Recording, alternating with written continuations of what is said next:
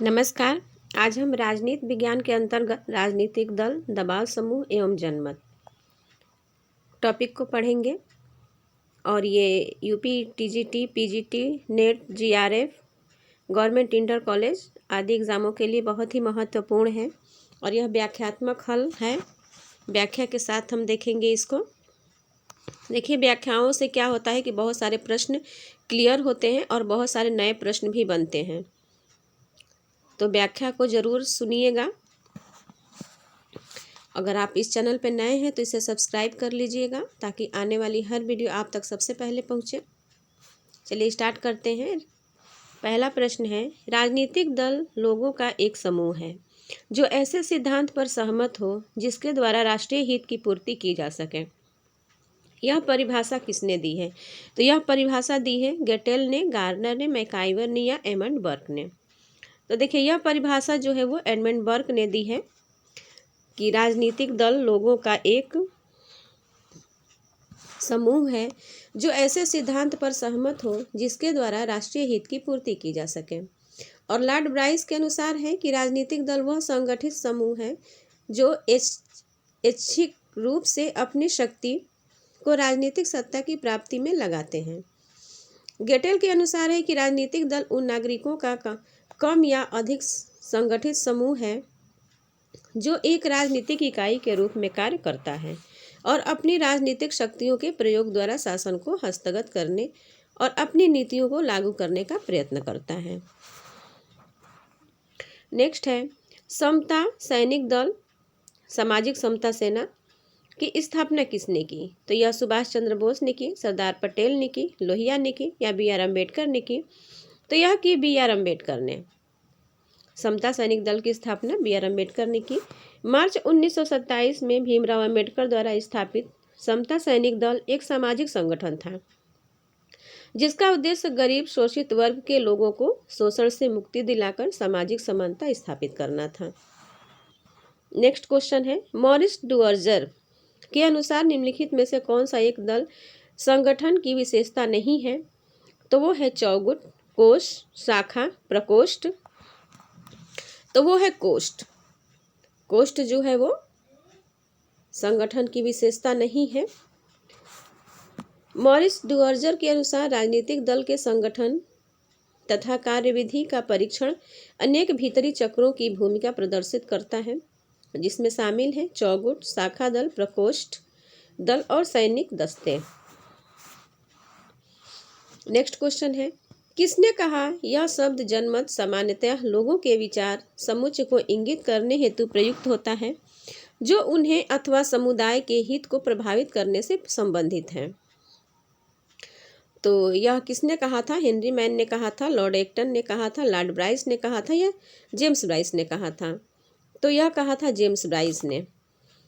James Bryce ने कहा था कि यह शब्द सामान्यतः लोगों के विचार समुच्चय को इंगित करने हेतु प्रयुक्त होता है जो उन्हें अथवा समुदाय के हित को प्रभावित करने से संबंधित है। जेम्स ब्राइस ने अपनी पुस्तक मॉडर्न डेमोक्रेसीज में जनमत की सुनिश्चित परिभाषा करने में अपने आप को असमर्थ पाने के कारण सामुदायिक हित साधना के आधार पर लोकमत को समझाने का प्रयास किया है। इस विचार के अनुसार लोकमत जनता का निश्चित मत न होकर जन समुदायों की ऐसी अस्पष्ट इच्छाओं, विश्वासों, नीतियों तथा रचनात्मक आकांक्षाओं का योग होता है जिसका आधार सार्वजनिक हित साधना हो। दूसरे शब्दों में यह शब्द सामान्यतः लोगों के विचार समुच्चय को इंगित करने हेतु प्रयुक्त होता है जो उन्हें अथवा समुदाय हित को प्रभावित करने से संबंधित है। नेक्स्ट है, यह किसने कहा है कि दलीय प्रणाली किसी देश की राजनीतिक जीवन को यंत्रवत बना देती है? तो यह कहा है लीकॉक ने, गिलक्राइस्ट ने, R.M. मैकाइवर ने या फाइनर ने? तो यह कहा है गिलक्राइस्ट ने कि दलीय प्रणाली किसी देश के राजनीतिक जीवन को यंत्रवत बना देती है। R.N. गिलक्राइस्ट ने अपनी पुस्तक principle of the political science में लिखा है कि दलीय प्रणाली किसी देश के राजनीतिक जीवन को यंत्रवत बना देती है। नेक्स्ट क्वेश्चन है, नीचे दो वक्तव्य दिए हैं। ए को कथन ए और दूसरे को कारण आर कहा गया है। इन वक्तव्यों के संदर्भ में नीचे उल्लिखित कूट से सही उत्तर का चयन करना है। तो कथन ए है कि दबाव समूह का अंतिम लक्ष्य शासन शक्ति पर कब्जा जमाना होता है, और उसका कारण है कि दबाव समूह चुनाव नहीं लड़ते। तो देखिए, इसमें जो है वो दबाव समूह चुनाव नहीं लड़ते, ये तो सही है, लेकिन ए जो है वो गलत है। एक दबाव समूह का अंतिम लक्ष्य शासन शक्ति पर कब्जा जमाना होता है, ये कथन गलत है। तो इसका सही हो जाएगा ऑप्शन डी। ये गलत है किंतु आप सही है। शासन शक्ति पर कब्जा जमाना राजनीतिक दलों का अंतिम लक्ष्य होता है। दबाव समूह अपने हितों के प्रति क्रियाशील रहते हैं। शासन प्रक्रिया में इनकी भूमिका अप्रत्यक्ष रूप से होती है। अतः उपर्युक्त प्रश्न का जो कथन एक गलत है, दबाव समूह चुनाव नहीं लड़ते, ये सही है। अपने हितों की प्राप्ति के लिए किसी राजनीतिक दल या उम्मीदवार का समर्थन मात्र करते हैं। नेक्स्ट क्वेश्चन है, नव बहुलवाद के अनुसार राजनीतिक व्यवस्था में किन समूहों को उच्च स्थिति प्राप्त है? यह प्राप्त है श्रमिक संघ को, व्यापारिक संघ को, सांस्कृतिक संघ को या दृष्टिकोण संगठन को? तो यह प्राप्त है व्यापारिक संघ को। नव बहुलवाद के अनुसार राजनीतिक व्यवस्था में व्यापारिक संघ को उच्च स्थिति प्राप्त है। ऑप्शन बी सही है। नव बहुलवाद के अनुसार राजनीतिक व्यवस्था में व्यापारिक संघों को उच्च स्थिति प्राप्त है। लिंडबॉम ने इस मत का समर्थन करते हुए लिखा कि इसके दो फायदे हैं। पहला तो सरकार अच्छी अर्थव्यवस्था पर निर्भर रहती है, जिससे वह सभी दायित्वों को पूरा कर लेती है, और दूसरे बाजार अर्थव्यवस्था निवेश और रोजगार के अवसर प्रदान करती है। नेक्स्ट है, निम्नांकित में से कौन सा दबाव समूह हिंसा के माध्यम का समर्थन करता है? तो वह प्रदर्शनात्मक है, संस्थागत है, संघात्मक है या असंघात्मक है? तो वह है प्रदर्शनात्मक। दबाव समूह के हिंसा के माध्यम से का समर्थन करता है प्रदर्शनात्मक। देखिए, आमंड द्वारा वर्गीकृत दबाव समूहों में प्रदर्शनात्मक दबाव समूह अपने हितों की सिद्धि के लिए हिंसा का आश्रय भी लेते हैं। इस प्रकार के समूह भीड़ व प्रदर्शन आदि के रूप में आसपास प्रकट या विलुप्त होते रहते हैं। यह प्रदर्शनों, जुलूसों, दंगों, धरनों, हड़तालों आदि के रूप में प्रकट होकर अचानक ही प्रभावी हो जाते हैं। नेक्स्ट है कि नीचे दो वक्तव्यों का सावधानी पूर्वक परीक्षण कीजिए तथा दिए गए कूटों का प्रयोग कर सही उत्तर चुनिए। तो इसमें कथन ए जो है वो अनुपातिक प्रतिनिधित्व का साधारणतया बहुदलीय व्यवस्था से संबंध होता है, और इसका कारण है कि इस व्यवस्था में छोटे दलों के लिए कुछ सीट प्राप्त करना आसान होता है। तो इसमें जो सही है वो ऑप्शन ए है कि ए सही, ए और आर दोनों ही सही है, और आर की जो है आर जो है व्याख्या करता है ए की। नेक्स्ट है, निम्नलिखित में से किसने यह मत व्यक्त किया कि हित, आदतें, भावनाएं, अभिमुखीकरण आदि जनमत में अपनी भूमिका अदा करती हैं? तो यह रूसो का है, लावेल का है, मॉरिस जिन्सबर्ग का है या फाइनर का है? तो यह लावेल का कथन है। लावेल ने व्यक्त किया है कि आदतें, भावनाएं, अभिमुखीकरण आदि जनमत में अपनी भूमिका अदा करती हैं। प्रथम विश्व युद्ध के उपरांत जनमत के बारे में कुछ नए अध्ययन प्रकट हुए, ताकि जनमत के निर्माण में लोगों की अभिवृत्तियों, निष्ठाओं तथा आचरण की भूमिका का वर्णन किया जा सके। Public opinion in war and peace शीर्षक वाले अध्ययन में लावेल ने मत व्यक्त किया कि हित, आदतें, भावनाएं और अभिमुखीकरण आदि जनमत में अपनी भूमिका अदा करती हैं। नेक्स्ट क्वेश्चन है, निम्नलिखित में से कौन सा एक भारत में दबाव समूह का उदाहरण है? तो यह भारतीय राष्ट्रीय कांग्रेस है, भारतीय जनता पार्टी है, जनता दल यूनाइटेड है या भारतीय किसान यूनियन है? तो यह है भारतीय किसान यूनियन। दबाव समूह का उदाहरण जो है वो भारतीय किसान यूनियन है।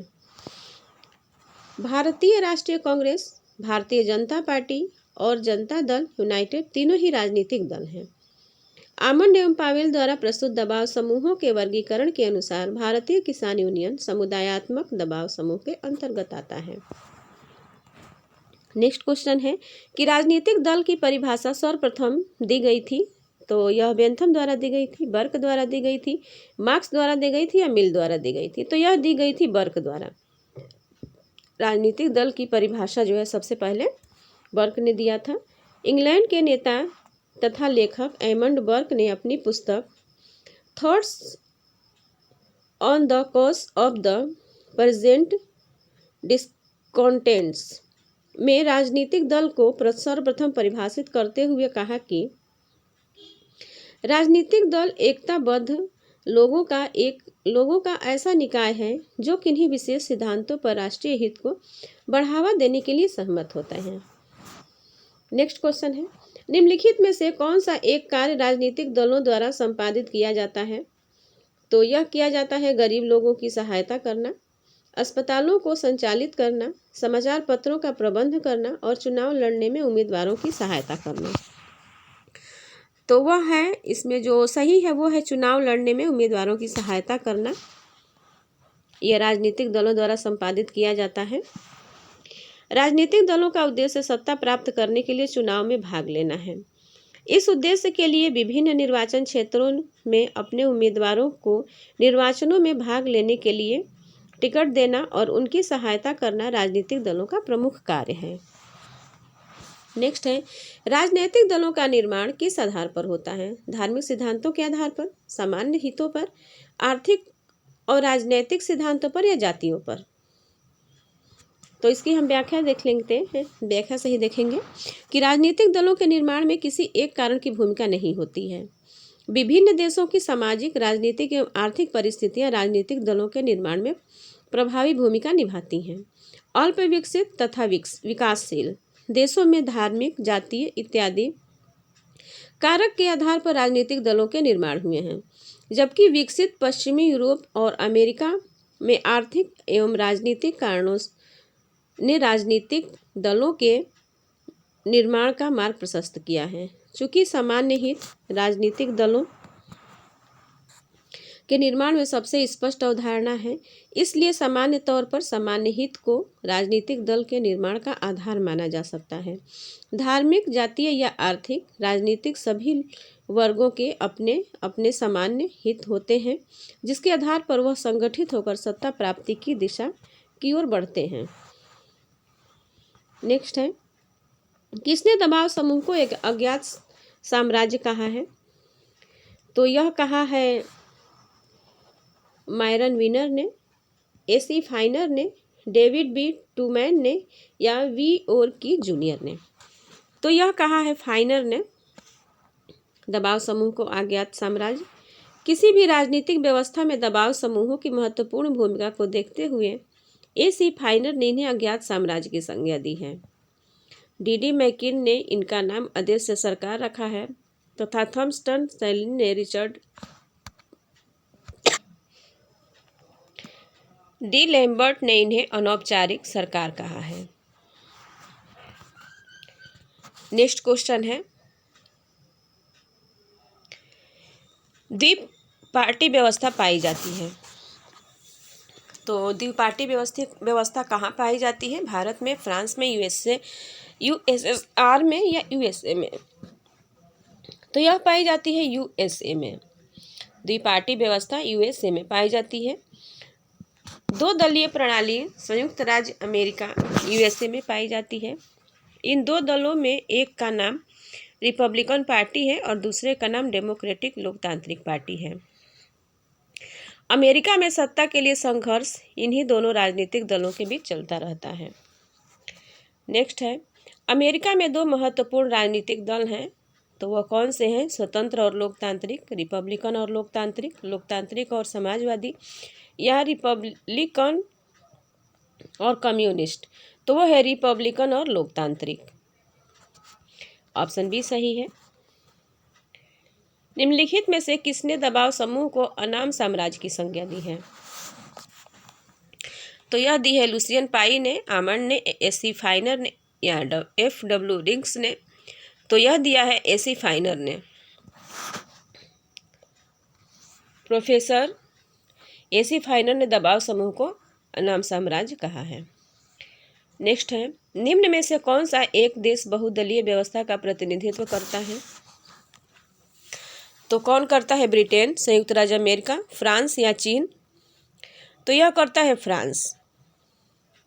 बहुदलीय व्यवस्था का प्रतिनिधित्व करता है फ्रांस। ऑप्शन सी सही है।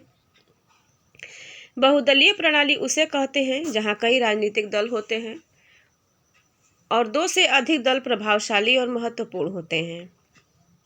France, Italy, Bharat, Germany, Switzerland आदि देशों में बहुदलीय प्रणाली है।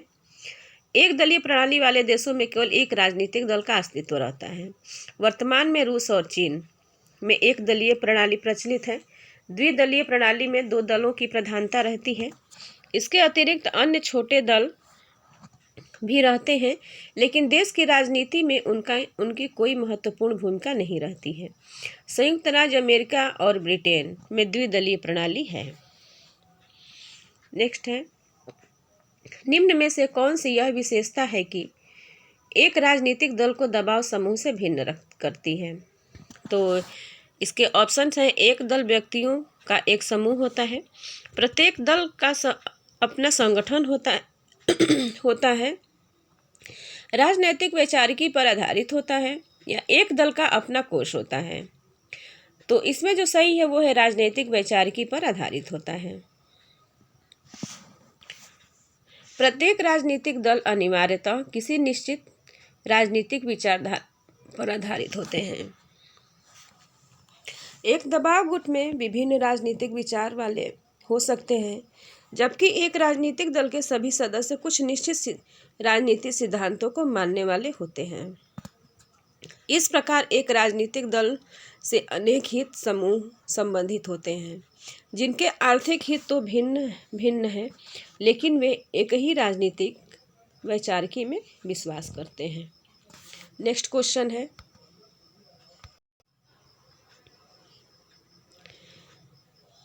दबाव समूह की तकनीक है। तो दबाव समूह की तकनीक है, ऑप्शन ए है धमकी देना, ऑप्शन बी है मूल्य आधारित मांगे, ऑप्शन सी है अभिजन वर्ग का समर्थन और ऑप्शन डी है असहानुभूत रवैया। तो इसमें जो सही है वो है मूल्य आधारित मांगे। दबाव समूह की तकनीक है मूल्य आधारित मांगे। दबाव समूह जिन मांगों को सरकार के समक्ष रखते हैं, उनके समर्थन में लोगों को स्वीकारोक्ति भी आवश्यक है। मूल्य आधारित मांगे ही ज़्यादा से ज़्यादा समर्थन प्राप्त करने में सहायक हो सकते हैं। ऐसी मांगे सरकार पर दबाव नहीं डाल सकती जिन्हें जनता का व्यापक समर्थन प्राप्त न हो। नेक्स्ट क्वेश्चन है कि नीचे 2 वक्तव्य दिए हैं, एक को कथन ए और दूसरे को कारण एक आर कहा गया है। इन वक्तव्यों के संदर्भ में नीचे उल्लिखित कूटों में से सही उत्तर का चयन करना है। तो इसमें है कि भारत में सुदृढ़ दलीय व्यवस्था नहीं है और उसका कारण आर है कि भारतीय राजनीतिक दल भारतीय समाज की जटिलता को प्रतिबिंबित करते हैं। तो इसमें जो सही कथन है वो हो जाएगा ऑप्शन ए और आर दोनों ही सही हैं, लेकिन और आर जो है वो ए की व्याख्या करता है। भारत में अभी भी कोई स्थायी दल व्यवस्था उभर कर नहीं आई। कांग्रेस और भाजपा के साथ संबंध विभिन्न दल सत्ता प्राप्ति के लिए क्रियाशील रहते हैं, इसलिए यह दलीय व्यवस्था न होकर भाजपा के नेतृत्व में राष्ट्रीय जनतांत्रिक गठबंधन तथा कांग्रेस के नेतृत्व में संयुक्त प्रगतिशील गठबंधन सरकार का निर्माण करते हैं। कांग्रेस और भाजपा के अलावा असंख्य राजनीतिक दलों का अस्तित्व भारतीय समाज की जटिलता को प्रतिबिंबित करते हैं। निम्नलिखित में से कौन दल प्रणाली की विशेषता नहीं है? तो वह है दल अपने हितों के लिए संघर्ष करते हैं। ऑप्शन बी है कि दल प्रणाली व्यक्ति की व्यक्तिगतता को नष्ट करती है। ऑप्शन सी है कि दल कृत्रिम विभेद उत्पन्न करते हैं और ऑप्शन डी है कि दल सरकार के अंगों में एकरूपता स्थापित करते हैं। तो इसमें जो दल प्रणाली की विशेषता नहीं है वो है कि दल सरकार के अंगों में एकरूपता स्थापित करते हैं। ऑप्शन डी सही है। समाज के प्रत्येक समूह एवं संस्था का निश्चित लक्ष्य अपने हित को सिद्ध करना होता है। यदि वे वैधानिक हैं तो इसके लिए वैधानिक तरीका अपनाएंगे और यदि असंवैधानिक है तो कोई भी तरीका अपना सकते हैं। राजनीतिक दल का वैधानिक संस्था है। राजनीतिक दल एक वैधानिक संस्था है, अतः इसका प्रमुख लक्ष्य वैधानिक तरीके से सत्ता प्राप्त करना है। ये दल व्यक्ति के स्वतंत्र विचार को प्रभावित करते हैं तथा दूसरे दलों के प्रति जनता में भेद उत्पन्न करते हैं। दल मुख्य रूप से सत्ता में बने रहना चाहते हैं। सरकार के अंगों में एकरूपता से इनका कोई वास्ता नहीं है। अपने हितों के लिए संघर्ष करना दबाव समूहों का कार्य है।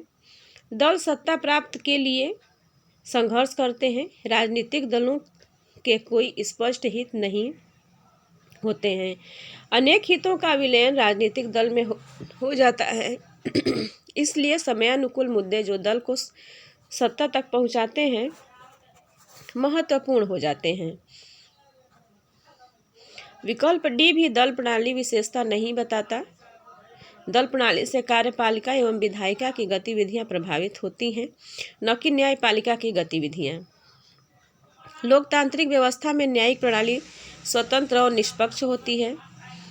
इसमें नियुक्तियां और कार्यप्रणाली में दल की कोई भूमिका नहीं होती। अतः दल के द्वारा सभी अंगों में एक रूपता स्थापित करने का प्रश्न ही नहीं उठता। नेक्स्ट है, निम्न में से किस विद्वान ने कहा था कि भारत में स्वतंत्रता से पहले कुछ वर्षों में जो दलीय प्रणाली थी वह एक दल प्रधान दल व्यवस्था थी? तो यह भीखू पारेख ने कहा था, मायरन विनर ने कहा था, ग्रेनविल ऑस्टिन ने कहा था या रजनी कोठारी ने कहा था? तो यह रजनी कोठारी ने कहा था। भारत में प्रचलित बहुदलीय प्रणाली यूरोपीय देशों जैसे कि फ्रांस, इटली से भिन्न है। भारतीय दल प्रणाली अपने आप में एक मॉडल है। मॉरिस जोन्स और रजनी कोठारी ने 60 के दशक में इस विचार को लोकप्रिय बनाया कि भारत में स्वतंत्रता से पहले के वर्षों में जो दलीय प्रणाली थी वह एक दल प्रधान दल व्यवस्था थी। नेक्स्ट है, किसने कहा कि राजनीतिक दल अच्छे हैं या बुरे? इस संबंध में सूचना एकत्र करना वैसा ही है जैसा इस संबंध में विचार करना कि हवाएं और ज्वार भाटे अच्छे होते हैं या बुरे। तो यह रॉबर्ट मिशेल्स ने कहा, लावेल ने कहा, जीन ब्लॉन्डल ने कहा या गिलबर्ट ने कहा? तो यह लावेल ने कहा कि राजनीतिक दल अच्छे या बुरे इस संबंध में सूचना एकत्र करना वैसे ही है जैसा इस संबंध में विचार करना कि हवाएं और ज्वार भाटे अच्छे होते हैं या बुरे। राजनीतिक दल अनेकानेक देशों के बावजूद प्रजातंत्र के लिए आवश्यक हैं। और ये जो कथन है उपर्युक्त वो लावेल का है। इन्होंने अपनी पुस्तक government and parties in continental Europe preface में राजनीतिक दलों के बारे में यह टिप्पणी की थी। नेक्स्ट है, निम्न में से किसने दलीय व्यवस्था तथा निर्वाचन व्यवस्था के मध्य सह संबंध स्थापित करने का प्रयास किया? तो यह किया H.J. लास्की ने, M. डुवर्जर ने, H.M. फाइनर ने या लॉर्ड ब्राइस ने? तो यह किया M. डुवर्जर ने। दलीय व्यवस्था तथा निर्वाचन व्यवस्था के मध्य सह संबंध स्थापित करने का प्रयास M. डुवर्जर ने किया। ऑप्शन बी सही है। फ्रांसीसी राजनीतिक विचारक मॉरिस डुवर्जर ने अपनी चर्चित कृति पॉलिटिकल पार्टीज में राजनीतिक दलों की उत्पत्ति के बारे में विस्तार में वर्णन किया है। इन्होंने ही दलीय व्यवस्था तथा निर्वाचन व्यवस्था के मध्य सह संबंध स्थापित करने का प्रयास किया है। नेक्स्ट क्वेश्चन है कि भारत में दल विहीन लोकतंत्र की सर्वप्रथम वकालत किसने की? तो यह की विनोबा भावे ने, जयप्रकाश नारायण ने, महात्मा गांधी ने या M.N. राय ने? तो यह की M.N. राय ने। भारत में दल विहीन लोकतंत्र की स्थापना की सर्वप्रथम वकालत M.N. राय ने की। ऑप्शन डी सही है। ऐतिहासिक दृष्टिकोण से दल विहीन लोकतंत्र की सर्वप्रथम वकालत M.N. राय ने की थी।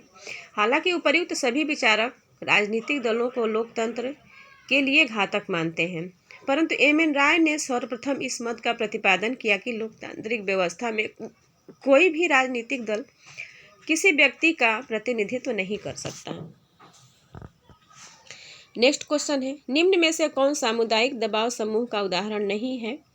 तो यह है किसान संगठन, यंग तुर्क, श्रमिक संघ या राज्य कर्मचारी संघ। तो इसमें जो दबाव समूह का उदाहरण नहीं है वो है यंग तुर्क। ऑप्शन बी सही है।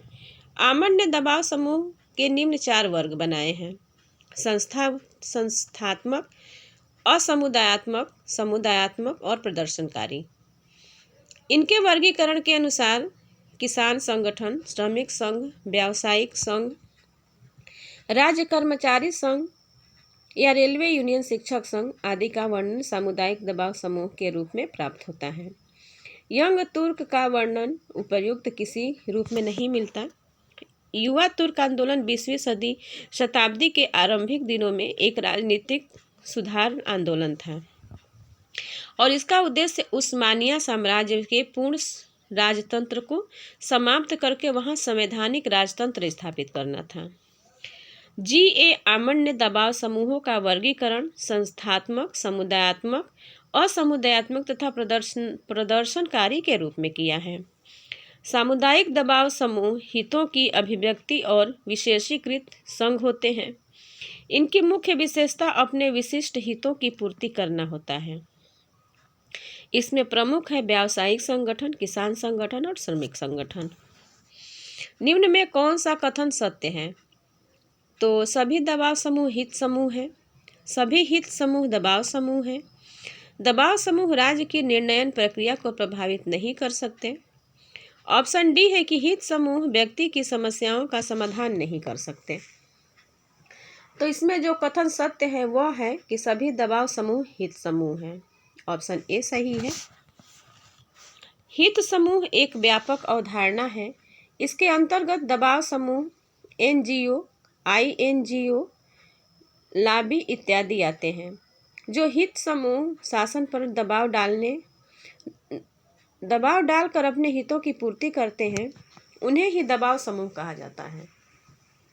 किंतु कुछ हित समूह स्वतंत्र रूप से कार्य करते हैं जिनका सरकार की गतिविधियों में कोई संबंध नहीं होता है। इन आधारों पर यह कहा जा सकता है कि सभी दबाव समूह हित समूह हैं, किंतु सभी हित समूह दबाव समूह नहीं है। नेक्स्ट है, निम्न में से किसने चेतावनी दी कि भारत में व्यक्ति पूजा की भावना लोकतंत्र के लिए सबसे बड़ा खतरा है? तो यह महात्मा गांधी ने दी, BR अम्बेडकर ने दी, जवाहरलाल नेहरू ने दी या विनोबा भावे ने दी? तो यह चेतावनी दी थी BR अम्बेडकर ने कि व्यक्ति पूजा की भावना लोकतंत्र के लिए सबसे बड़ा खतरा है। राजनीति में व्यक्ति पूजा के दुष्प्रभावों को देखते हुए डॉक्टर अम्बेडकर ने इसे लोकतंत्र के लिए सबसे बड़ा खतरा घोषित किया था। भारत की राजनीति में भक्ति या आत्मसमर्पण या नायक पूजा अन्य देशों की तुलना में बड़े स्तर पर अपनी भूमिका निभाती हैं। राजनीति में व्यक्ति पूजा पतन का रास्ता है और अंततः तानाशाही पर खत्म होता है। नेक्स्ट है, राजनीतिक दल अपरिहार्य है, कोई भी स्वतंत्र देश उसके बिना नहीं रह सकता। यह कथन किसका है? तो यह कथन है ब्राइस का। ब्राइस के अनुसार राजनीतिक दल अपरिहार्य है, कोई भी स्वतंत्र देश उनके बिना नहीं रह सकता। इसके अतिरिक्त ब्राइस ने राजनीतिक दल के संबंध में कहा है कि राजनीतिक दल उस संगठित समूह को कहते हैं जिसकी सदस्यता ऐच्छिक हो और जो राजनीतिक शक्ति को प्राप्त करने में अपनी सामूहिक शक्ति लगा दे। अन्य महत्वपूर्ण तथ्य में है कि एडमंड बर्ग के अनुसार राजनीतिक दल ऐसे व्यक्तियों का एक ऐसा समूह है जिसके सदस्य सामान्य सिद्धांतों पर सहमत हों और सामूहिक प्रयत्नों द्वारा राष्ट्रीय हित को प्रोत्साहित करने के लिए एकता के सूत्र में बंधे हों। मैकाइवर का कथन है कि एक राजनीतिक दल एक ऐसी संस्था है जिसे किसी सिद्धांत या नीति के लिए संगठित किया गया है और उस नीति को यह संवैधानिक साधनों से सरकार के निर्णय के रूप में परिणत करने का प्रयत्न करता है। नेक्स्ट है, लिकॉक के अनुसार राजनीतिक दल नागरिकों के एक संगठित समुदाय को कहते हैं जो इकट्ठे मिलकर एक राजनीतिक इकाई के रूप में कार्य करता है। उसके विचार सार्वजनिक प्रश्नों पर एक समान होते हैं और वे एक समान उद्देश्य की पूर्ति के लिए मतदान की शक्ति का प्रयोग करके सरकार पर अपना आधिपत्य करना चाहते हैं। नेक्स्ट है, ब्रिटेन में महिलाओं को वोट देने का अधिकार किस शताब्दी में मिला? तो यह 17वीं शताब्दी में मिला, 18वीं शताब्दी में मिला, 19वीं में मिला या 20वीं में मिला? तो ब्रिटेन में महिलाओं को वोट देने का अधिकार 20वीं शताब्दी में मिला। ऑप्शन डी सही है। ब्रिटेन में महिलाओं को मताधिकार वर्ष 1928 में 20वीं सदी जनप्रतिनिधि कानून के माध्यम से प्रदान किया गया। नेक्स्ट है, निम्न में किसमें राजनीतिक दल भाग नहीं लेते हैं? तो वो शासन है, विधि निर्माण है, प्रदत्त विधि निर्माण है या निर्वाचन है? तो वो प्रदत्त विधि निर्माण है जिसमें राजनीतिक दल भाग नहीं लेते हैं। राजनीतिक दलों के कार्यों में प्रदत्त विधि निर्माण या प्रत्यायोजित विधायन का कार्य नहीं आता है। राजनीतिक दल के कार्यों में मुख्यतः चुनाव में प्रतिभाग करना, नीति निर्माण करना, नेताओं की भर्ती एवं प्रशिक्षण करना, सरकार चलाना, निष्पक्ष विपक्ष की भूमिका निभाना और जनमत का निर्माण करना, हित प्रकटीकरण एवं समूहन एवं राजनीतिक सामाजिकरण शामिल है।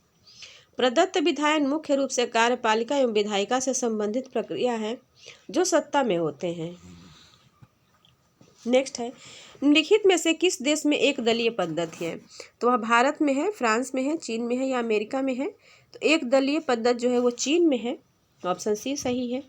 चीन में साम्यवादी शासन प्रणाली है जिसके अंतर्गत एक दलीय व्यवस्था विद्यमान है। चीन की साम्यवादी पार्टी को कम्युनिस्ट पार्टी ऑफ चाइना कहते हैं। यह विश्व की सबसे पुरानी कम्युनिस्ट पार्टी है जो वर्तमान में कार्यरत है। इसके अतिरिक्त भारत में बहुदलीय प्रणाली पाई जाती है। संयुक्त राज्य अमेरिका में द्विदलीय प्रणाली पाई जाती है। चीन व अन्य साम्यवादी देशों में एक दलीय पद्धति पाई जाती है। नेक्स्ट है, किस देश में एक दलीय पद्धति है? तो चीन में है। चीन ने स्वीकार किया है। तो चीन ने एक दलीय पद्धति को स्वीकार किया है। ऑप्शन सी सही है। निम्न में से कौन सा राजनीतिक दल का आवश्यक तत्व नहीं है? तो वो है संगठन, विदेशों द्वारा मान्यता। ऑप्शन सी है सामान्य सिद्धांतों में सहमति। ऑप्शन डी है संवैधानिक साधनों में विश्वास। तो वो है विदेशों द्वारा मान्यता। ऑप्शन बी सही है। इसमें राजनीतिक दल का आवश्यक तत्व जो नहीं है वो है विदेशों द्वारा मान्यता। विदेशों द्वारा राष्ट्र को मान्यता देना और विदेशों से राष्ट्र द्वारा मान्यता प्राप्त करना यह राष्ट्र के अध्यक्ष का काम है। अन्य महत्वपूर्ण तथ्य है कि राजनीतिक दलों की विशेषताएं जो है वो हम देखेंगे। तो राजनीतिक दल की विशेषता है दल ऐच्छिक संस्था होते हैं। दल के सामान्य सिद्धांतों पर सहमति होती है। ये शांतिपूर्ण एवं संवैधानिक सिद्धांतों में विश्वास रखते हैं। इनका लक्ष्य राजनीतिक शक्ति प्राप्त करना होता है। दल का संगठित होना अनिवार्य है। ये राष्ट्रीय हितों को प्रमुखता देते हैं। नेक्स्ट है, निम्नलिखित में से कौन सी राजनीतिक दल की विशेषता नहीं है? तो यह संगठन है, अवैधानिक साधनों का प्रयोग है, लोकतंत्र में विश्वास है या वैचारिक एकता है? तो यह है अवैधानिक साधनों का प्रयोग। इसमें जो राजनीतिक दल की विशेषता नहीं है वो है अवैधानिक साधनों का प्रयोग। बाकी संगठन, लोकतंत्र में विश्वास और वैचारिक एकता ये राजनीतिक दल की विशेषता है। जो समूह या संगठन सामान्य उद्देश्य की प्राप्ति के लिए कार्य करते हैं उसे दल कहते हैं। यदि उस दल का उद्देश्य राजनीति हो तो उसे राजनीतिक दल कहा जाता है।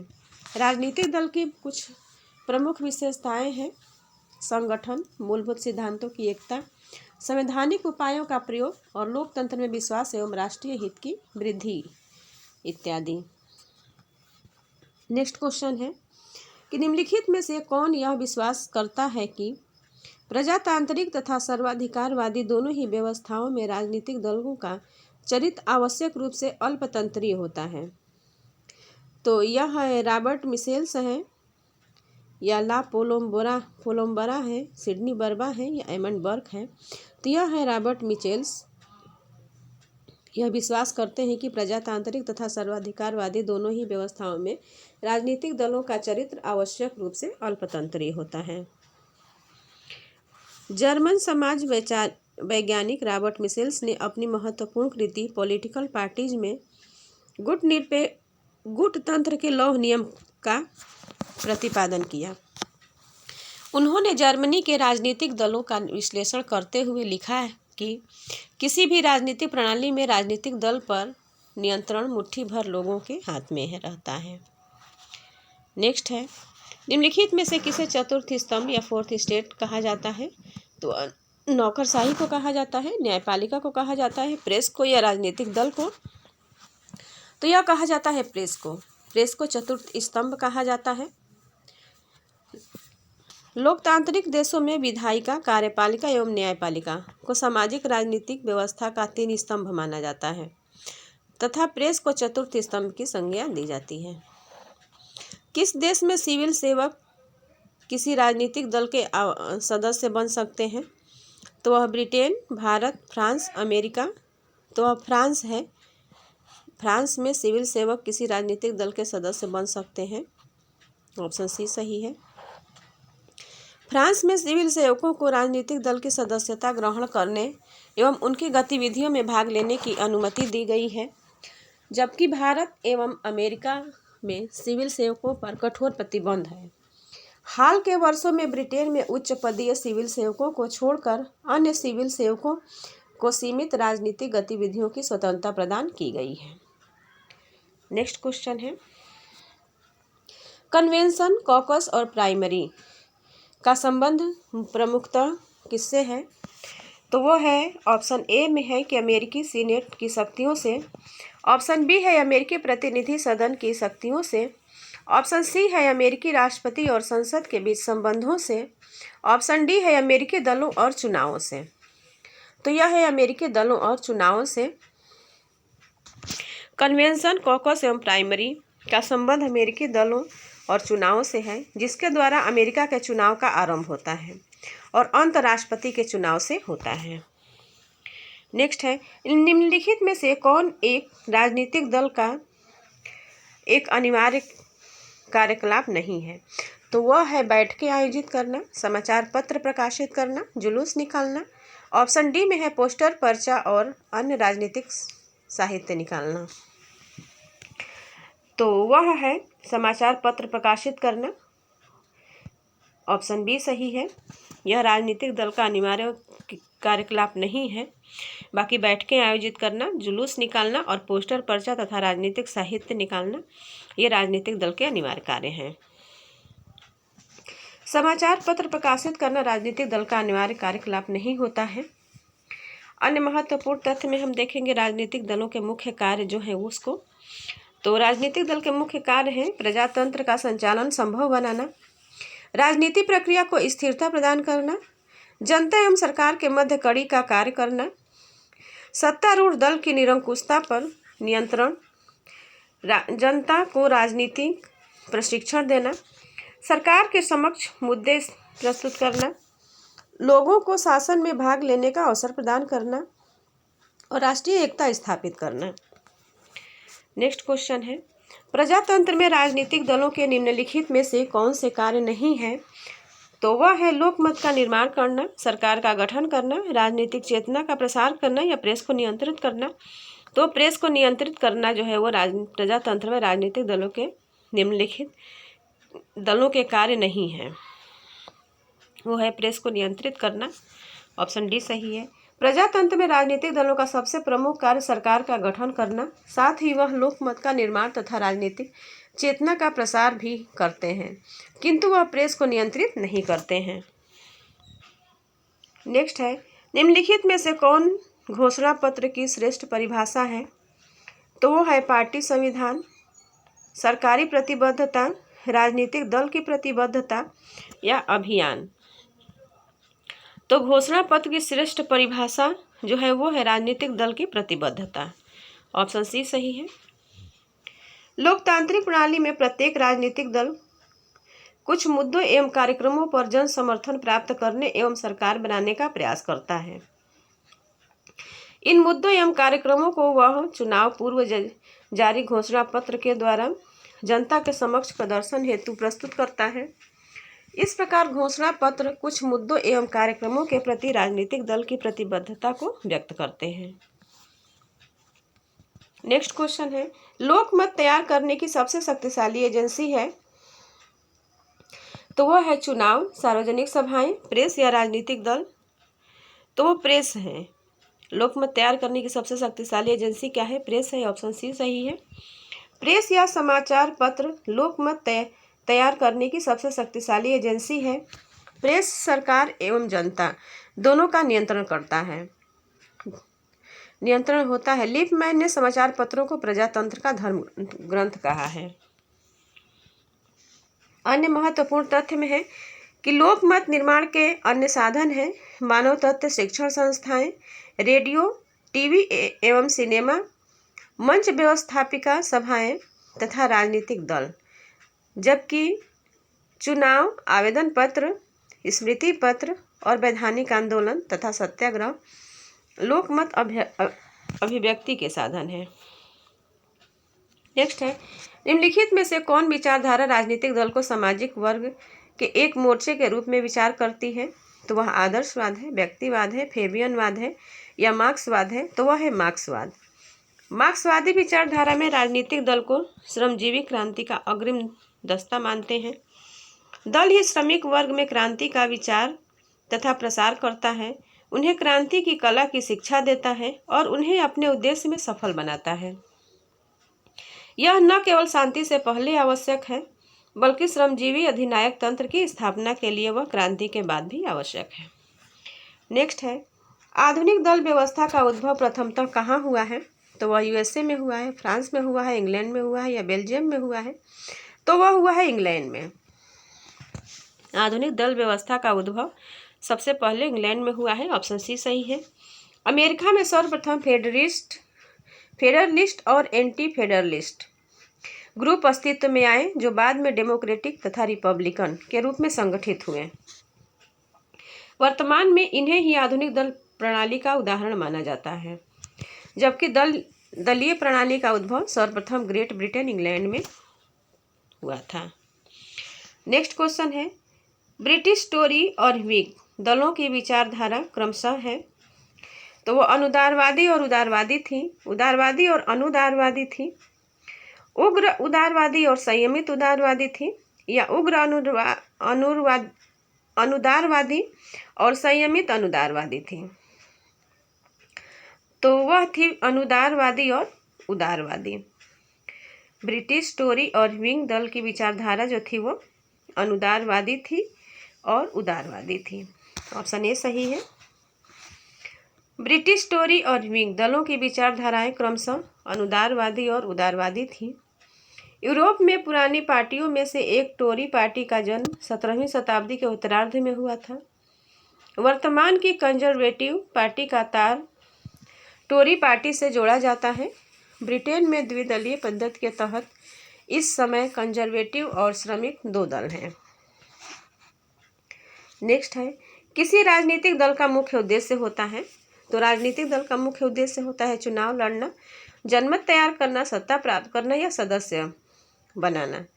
तो राजनीतिक दल का मुख्य उद्देश्य होता है सत्ता प्राप्त करना। ऑप्शन सी सही है। किसी भी राजनीतिक दल का मुख्य उद्देश्य सत्ता प्राप्त करना होता है, जबकि किसी भी दबाव समूह का मुख्य उद्देश्य सत्ता प्राप्त करना न होकर अपने सदस्यों के हितों को सिद्ध करना होता है। अन्य महत्वपूर्ण तथ्य में हम राजनीतिक दल एवं दबाव समूह दोनों में अंतर को देखेंगे कि दबाव समूह का आकार एवं उद्देश्य दलों की तुलना में सीमित होता है। व्यक्ति कई दबाव समूहों का सदस्य हो सकता है किंतु कई दलों का सदस्य नहीं हो सकता। दबाव समूहों के विपरीत दलों के निश्चित सिद्धांत तथा कार्यक्रम होते हैं। दलों का मुख्य उद्देश्य सत्ता प्राप्ति है किंतु दबाव समूहों का उद्देश्य सत्ता को इस प्रकार प्रभावित करना होता है कि उनके हितों की पूर्ति हो। दल लक्ष्य प्राप्ति हेतु संवैधानिक साधनों का, जबकि दबाव समूह संवैधानिक और असंवैधानिक साधनों का प्रयोग करते हैं। पोलित ब्यूरो शब्द संबंधित है, तो पोलित ब्यूरो शब्द संबंधित है कांग्रेस पार्टी से, भारतीय जनता पार्टी से, साम्यवादी पार्टी से या समाजवादी पार्टी से। तो पोलित ब्यूरो शब्द जो है वो साम्यवादी पार्टी से संबंधित है। पोलित ब्यूरो समाजवादी पार्टी में नीति निर्धारित करने वाली सर्वोच्च संस्था है। इसे साम्यवादी पार्टी का बौद्धिक संगठन भी कहा जाता है। नेक्स्ट है, निम्न में से किसे दबाव समूह माना जा सकता है? तो भारतीय राष्ट्रीय श्रमिक कांग्रेस को, अंतर्राष्ट्रीय श्रम संगठन को, राष्ट्रीय स्वयं सेवक संघ को या भारत सेवक समाज को। तो यह माना जाता है भारतीय राष्ट्रीय श्रमिक कांग्रेस को दबाव समूह माना जाता है, भारतीय राष्ट्रीय श्रमिक कांग्रेस। ऑप्शन ए सही है। पूर्व कथित दबाव समूह की विशेषताओं को देखते हुए भारतीय राष्ट्रीय श्रमिक कांग्रेस को दबाव समूह माना जा सकता है। नेक्स्ट है, जनमत का वास्तविक अर्थ है। तो जनमत का वास्तविक अर्थ है तर्क पर आधारित मत। बहुमत का मत वह मत जो सारे समुदाय के कल्याण को ध्यान में रखे। ऑप्शन डी है सर्व संबंधित पक्षों का मत। तो जनमत का वास्तविक अर्थ है वह मत जो सारे समुदाय के कल्याण को ध्यान में रखे। ऑप्शन सी सही है। जनमत से तात्पर्य उस मत से है जो सारे समुदाय या समुदाय के अधिकांश भाग के कल्याण को ध्यान में रखे। लिपमैन के अनुसार है कि जनमत लोगों के मस्तिष्क की वे धारणाएं हैं जो वे अपने बारे में दूसरों के बारे में तथा अपनी आवश्यकताओं, उद्देश्यों एवं संबंधों के बारे में रखते हैं। डूब के अनुसार है कि जनमत का अर्थ है एक सामाजिक समूह के रूप में जनता का किसी प्रश्न या समस्या के प्रति रुख या विचार। नेक्स्ट क्वेश्चन है, निम्नलिखित में से कौन एक स्वस्थ जनमत के विनिर्माण में बाधा है? तो वह है स्वतंत्र प्रेस, सकारात्मक पत्रकारिता, सांप्रदायिक प्रचार प्रसार या राष्ट्रपति के भाषण। तो स्वस्थ जनमत के विनिर्माण में जो बाधा है वो है सांप्रदायिक प्रचार प्रसार। ऑप्शन सी सही है। सांप्रदायिक प्रचार प्रसार एक स्वस्थ जनमत के निर्माण में बाधा है। सांप्रदायिकता जातिवाद, वर्गीयता आदि भावनाएं, स्वार्थपरता, असहिष्णुता और संकुचित दृष्टिकोण को जन्म देती है, जिससे स्वस्थ जनमत के निर्माण में बाधा पहुंचती है। दूसरी ओर स्वतंत्र प्रेस, सकारात्मक पत्रकारिता, राष्ट्रपति का अभिभाषण स्वस्थ जनमत निर्माण में सहायक तत्व हैं। नेक्स्ट क्वेश्चन है कि विधानसभा में किसी दल के निर्वाचित सदस्यों के दल बदल पर निम्नलिखित में से किसने प्रतिबंध लगाया है? तो वह लगाया है, ऑप्शन ए है कि संविधान का 52वां संशोधन अधिनियम, ऑप्शन बी है जन प्रतिनिधित्व का कानून, ऑप्शन सी है संविधान का 42वां संशोधन अधिनियम, ऑप्शन डी है संविधान का 74वां संशोधन अधिनियम। तो इसमें जो सही है वह है संविधान का 52वां संशोधन अधिनियम।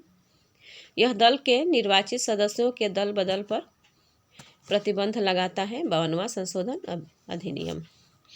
भारतीय राजनीति में दल बदल के दुष्चक्र को रोकने के लिए वर्ष 1985 में 52वां संविधान संशोधन किया गया, परंतु त्रुटिपूर्ण होने के कारण वह इस बुराई को दूर न कर सका।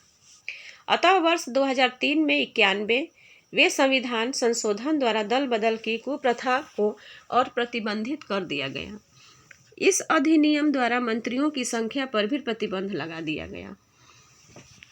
अब संघ या राज्य में लोकसभा अथवा विधानसभा के कुल सदस्य संख्या के 15% से अधिक मंत्रिपरिषद के सदस्य संख्या नहीं होगी, लेकिन छोटे राज्यों के लिए मंत्रियों की न्यूनतम संख्या 12 रखी गई है। दल बदल की व्यवस्था का वर्णन 10वीं अनुसूची में मिलता है। नेक्स्ट क्वेश्चन है, मतदाताओं को पहचान पत्र देने का प्रावधान कहाँ किया गया है? तो वह किया गया है भारत के संविधान में।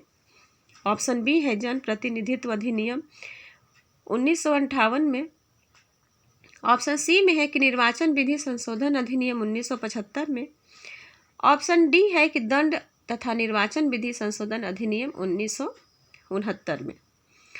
तो मतदाताओं के पहचान पत्र का जो प्रावधान किया गया है वह किया गया है जन प्रतिनिधित्व अधिनियम 1958 में।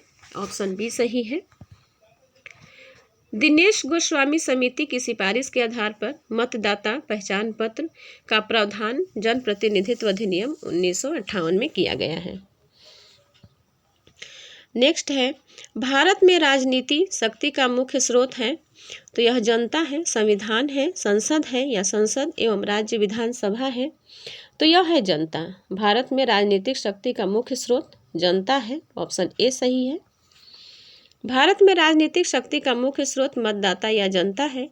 डॉक्टर भीमराव अंबेडकर के अनुसार उद्देशिका स्पष्ट करती है कि भारतीय संविधान का आधार जनता है एवं इसमें निहित प्राधिकार और प्रभुसत्ता सब जनता से प्राप्त हुई है। नेक्स्ट है, दबाव समूह की प्रमुख विशेषता है। तो दबाव समूह की प्रमुख विशेषता है अनिश्चित कार्यकाल, प्रशासन में परोक्ष भूमिका, सर्वव्यापक प्रकृति या संवैधानिक साधनों का आवश्यक रूप से प्रयोग। तो वो है प्रशासन में परोक्ष भूमिका दबाव समूह की प्रमुख विशेषता है। दबाव समूहों की मुख्य विशेषताएं जो उन्हें राजनीतिक दलों से अलग करती हैं वो निम्न है। ये चुनाव में भाग नहीं लेते। ये अपने हितों को सिद्ध करने के लिए असंवैधानिक साधनों का प्रयोग भी करते हैं। ये प्रशासन को परोक्ष रूप से प्रभावित करते हैं। इनका कार्यकाल अनिश्चित होता है। ये स्थायी तथा अस्थायी दोनों प्रकार के होते हैं। नेक्स्ट है, दबाव समूह का व्यवस्थित अध्ययन करने वाला प्रथम व्यक्ति कौन है?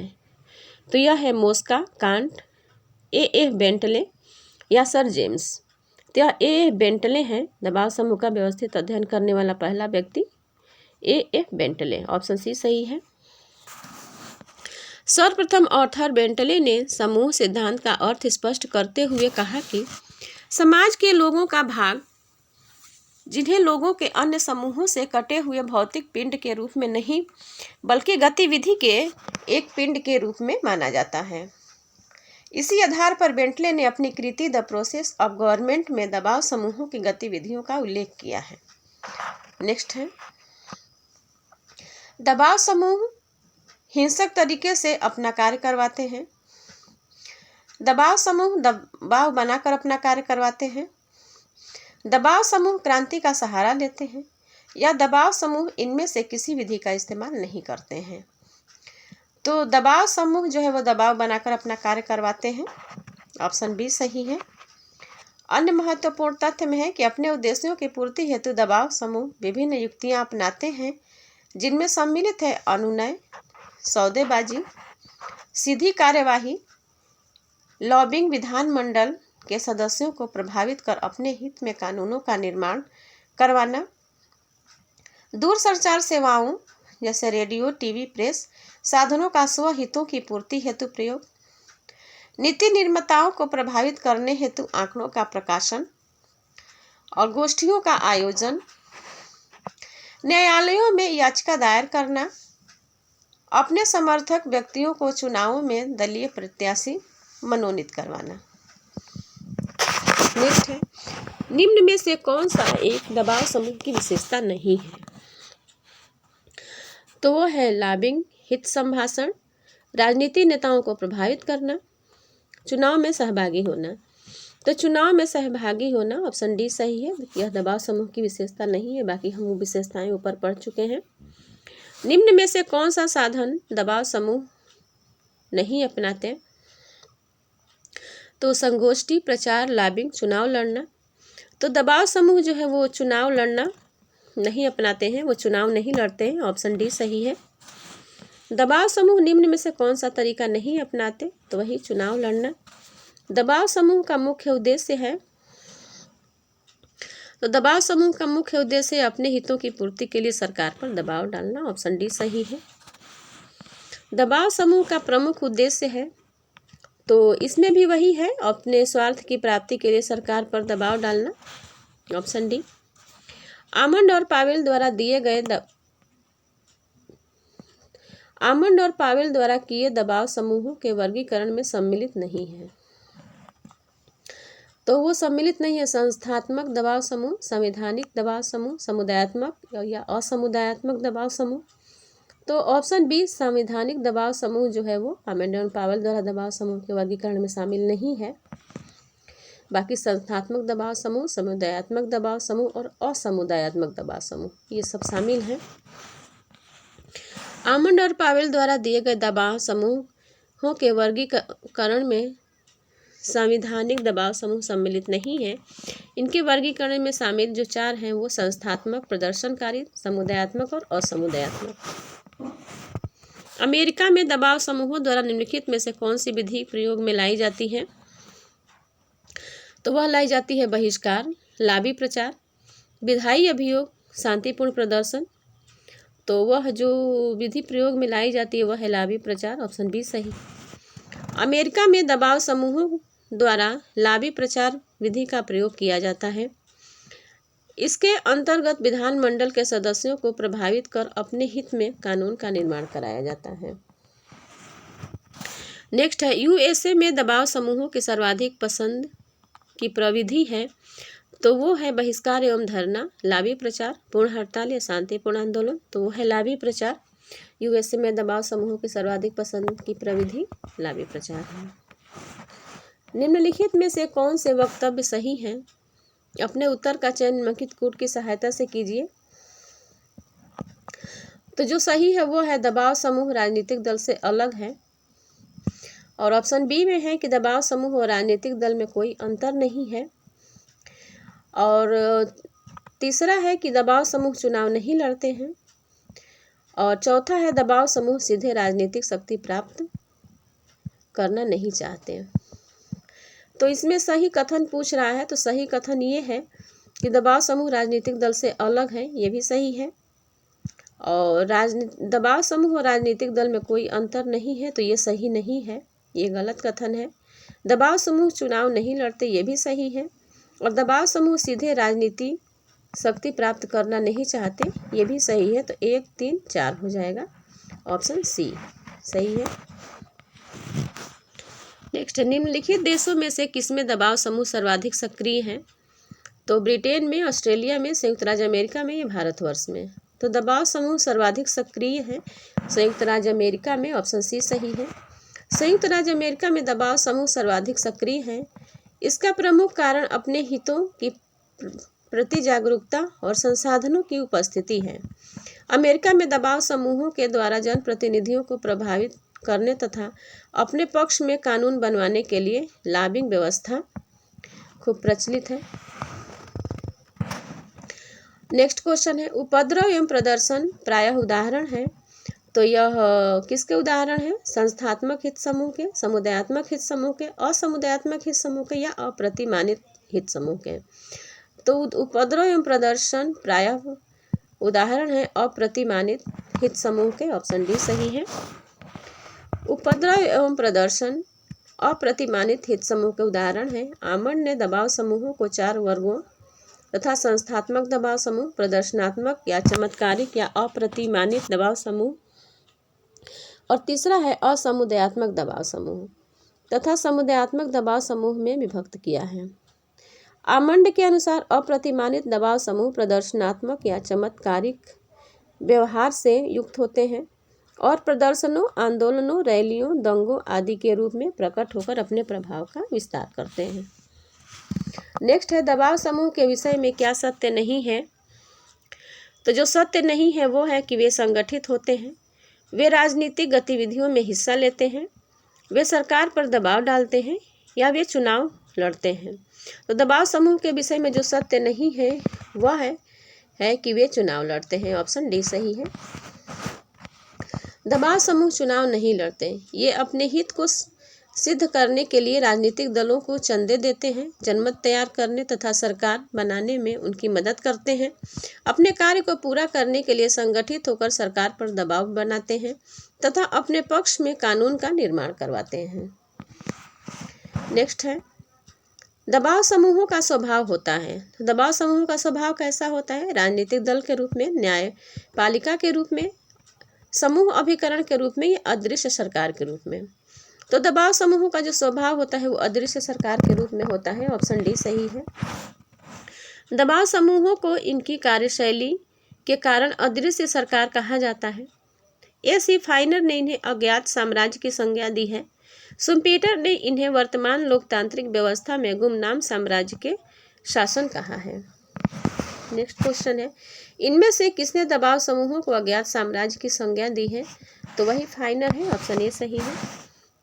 निम्नलिखित में से किसने दबाव समूह को अनाम की साम्राज्य की संज्ञा दी है? तो वही फाइनर है, ऑप्शन सी सही है इसमें। निम्नलिखित में से कौन दबाव समूह का कार्य नहीं है? तो दबाव समूह जनतंत्रात्मक प्रक्रिया की अभिव्यक्ति के साधन है। दबाव समूह शासन के लिए सूचना एकत्र करने वाले संगठन है। दबाव समूह सरकारी निरंकुशता को सीमित करते हैं या दबाव समूह सदैव असंवैधानिक साधनों का ही प्रयोग करते हैं।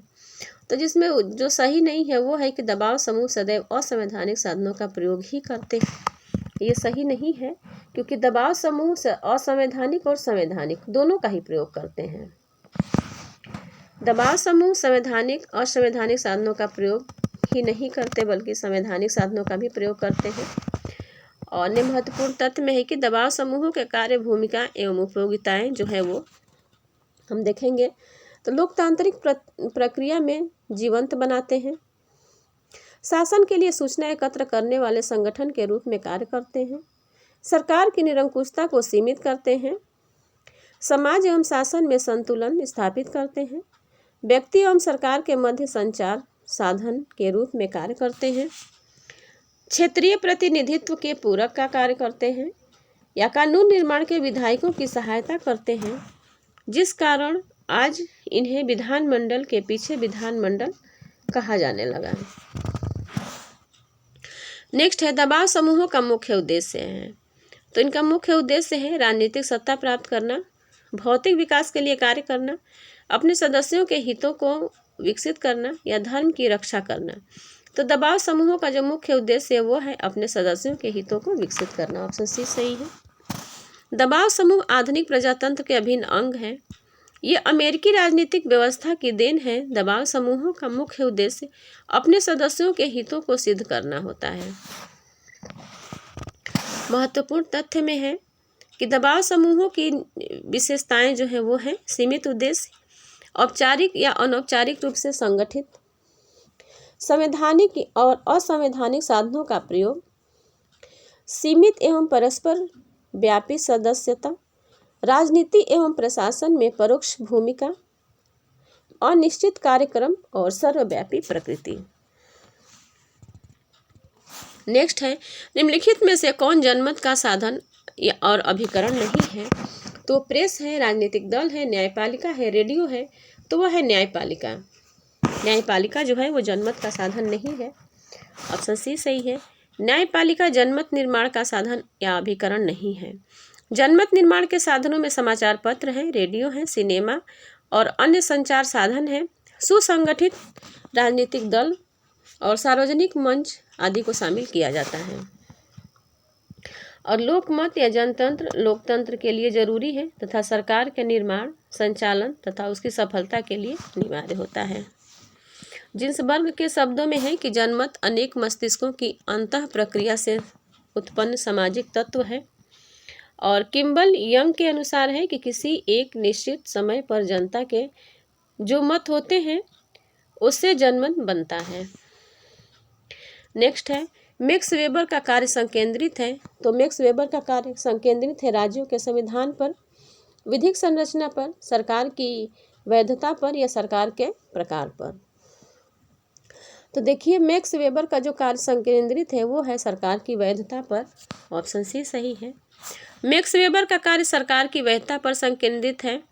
वेबर के अनुसार एक व्यक्ति अन्य पर अपना प्रभुत्व 3 प्रकार से स्थापित करता है: पारंपरिक प्रभुत्व, करिश्माई प्रभुत्व एवं वैधानिक प्रभुत्व। वैधानिक प्रभुत्व का आधार कानून या विधि होता है एवं इसका सर्वोत्तम उदाहरण नौकरशाही है। नेक्स्ट क्वेश्चन है दबाव समूहों ने तीसरे सदन का नाम प्राप्त कर लिया है, यह किसका विचार है। तो यह फाइनर का विचार है, ब्राइस का है, डायसी का है या लास्के का है। तो यह फाइनर का विचार है कि दबाव समूहों ने तीसरे सदन का नाम प्राप्त कर लिया है। दबाव समूहों को तृतीय सदन की संज्ञा फाइनर द्वारा दी गई है क्योंकि दबाव समूह अमेरिका में विधि निर्माण में महत्वपूर्ण भूमिका निभाते हैं। नेक्स्ट है दबाव समूहों को विधायिका का तृतीय सदन कौन कहता है। तो वह है एच.एम. फाइनर। ऑप्शन बी सही है। राजनीतिक दल जनतंत्र से कहीं अधिक प्राचीन है, यह किसने कहा है। तो यह लास्की ने कहा है, ब्राइस ने कहा है, लावेल ने या बर्क ने। तो यह कहा है ब्राइस ने। राजनीतिक दल जनतंत्र से कहीं अधिक प्राचीन है, यह ब्राइस ने कहा है। जेम्स ब्राइस ने अपनी पुस्तक मॉडर्न डेमोक्रेसीज के भाग 1 के 9वें अध्याय की पहली पंक्ति में उल्लेख किया है कि राजनीतिक दल जनतंत्र से कहीं अधिक प्राचीन है। और यह है प्रश्न है इस सीरीज का अंतिम प्रश्न। तो ये प्रश्न आपको कैसे लगे कमेंट बॉक्स में ज़रूर बताइएगा। और वीडियो पसंद आए तो वीडियो को लाइक भी ज़रूर करिएगा और चैनल को सब्सक्राइब कर लीजिएगा ताकि आने वाली हर वीडियो आप तक सबसे पहले पहुँचे। वीडियो देखने के लिए धन्यवाद।